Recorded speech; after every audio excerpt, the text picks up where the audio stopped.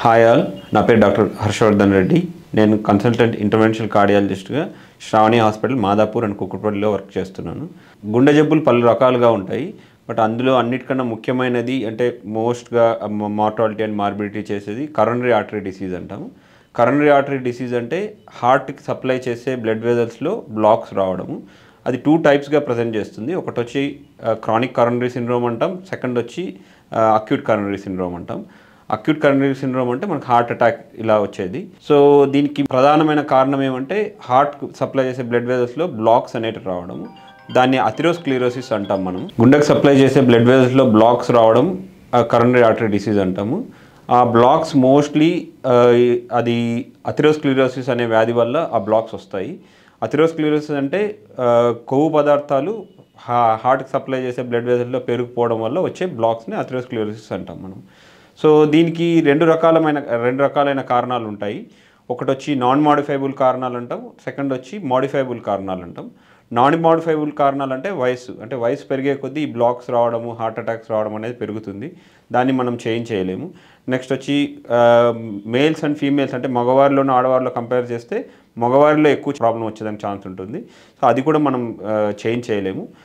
Third వచ్చి genetics అంటే మన ఫ్యామిలీ హిస్టరీలో మన తండ్రులకు కానీ ఎవరికైనా లేదా మన అక్క తమ్ములకు కానీ ఇలాంటి ఎవరికైనా ఉన్నప్పుడు మనకు కూడా అది ఎక్కువ ఛాన్సెస్ వచ్చేదానికి ఛాన్స్ ఉంటుంది.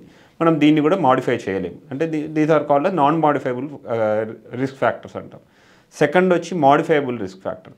మాడిఫైబుల్ రిస్క్ ఫ్యాక్టర్స్ అంటే డయాబెటీస్ అంటే షుగర్ వ్యాధి ఉన్న వాళ్ళలో ఈ హార్ట్లో బ్లాక్లు అండ్ హార్ట్ అటాక్స్ ఎక్కువ వచ్చేదానికి ఛాన్స్ ఉంటుంది.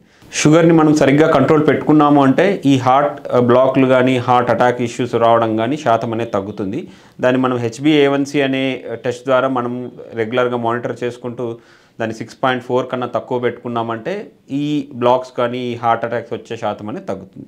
నెక్స్ట్ వచ్చి బీపీ అంటే హైపర్ టెన్షన్ ఎక్కువ ఉన్న వాళ్ళలో ఈ హార్ట్ ఇష్యూస్ కానీ బ్రెయిన్ స్ట్రోక్స్ కానీ ఇలాంటివి ఎక్కువ వచ్చేదానికి ఛాన్స్ ఉంటుంది. వాటిని కూడా మనం రెగ్యులర్గా ఫాలోఅప్ చేసుకుంటూ మనం దాన్ని ట్రీట్మెంట్ చేసుకున్నామంటే ఈ హార్ట్ ఇష్యూస్ వచ్చేదానికి శాతం తక్కువ ఉంటుంది.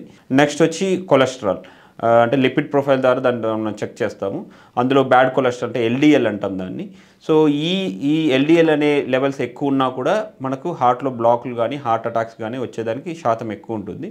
సో దీన్ని కూడా మనం రెగ్యులర్గా చెకప్స్ చేసుకుంటూ ఎస్పెషలీ 40 ఏళ్ళు దాటిన మగవాళ్ళు 50 ఏళ్ళు దాటిన ఆడవాళ్ళు ఈ రిస్క్ ఫ్యాక్టర్స్ని రెగ్యులర్గా చెక్ చేసుకుంటూ దాన్ని మాడిఫై చేసుకోవాల్సి ఉంటుంది. నెక్స్ట్ వచ్చి టైప్ A పర్సనాలిటీ అంటాం. అంటే బాగా స్ట్రెస్ ఎక్కువ తీసుకుంటూ ఛాలెంజింగ్గా ఉన్నవాళ్ళు ఇలాంటి వాళ్ళలో కూడా ఈ హార్ట్ ఇష్యూస్ ఎక్కువ వచ్చేదానికి ఛాన్స్ ఉంటుంది. సో దీన్ని కూడా మనం మాడిఫై చేసుకోవచ్చు.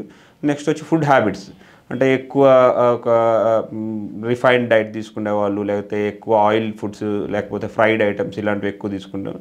సో దీన్ని కూడా మనం కంట్రోల్ చేసుకుంటూ మనకు హార్ట్లో బ్లాక్స్ కానీ హార్ట్ అటాక్స్ కానీ వచ్చేదానికి తక్కువ చేసుకోవచ్చు.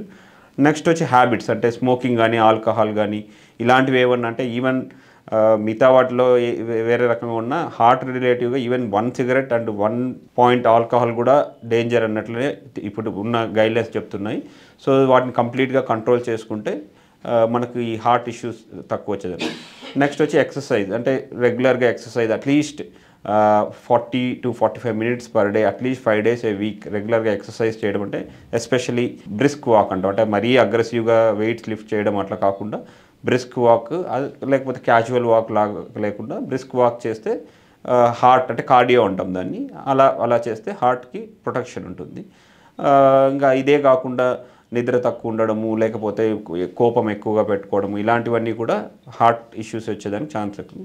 ఇలాంటివన్నీ మనం కంట్రోల్ పెట్టుకున్నామంటే కార్డియాక్ ఈవెంట్స్ అనేది తక్కువ అవుతాయి, 0% కావు, తక్కువ అవుతాయి కానీ బట్ కొన్ని తెలియని కారణాల వల్ల కూడా ఒక్కొక్కసారి అటాక్స్ వచ్చేదానికి ఛాన్స్ ఉంటుంది. అలాంటప్పుడు ఇమీడియట్గా మనం మన కార్డియాలజిస్ట్ని కలిసి ఇమీడియట్గా దానికి ట్రీట్మెంట్ తీసుకోవాల్సి ఉంటుంది.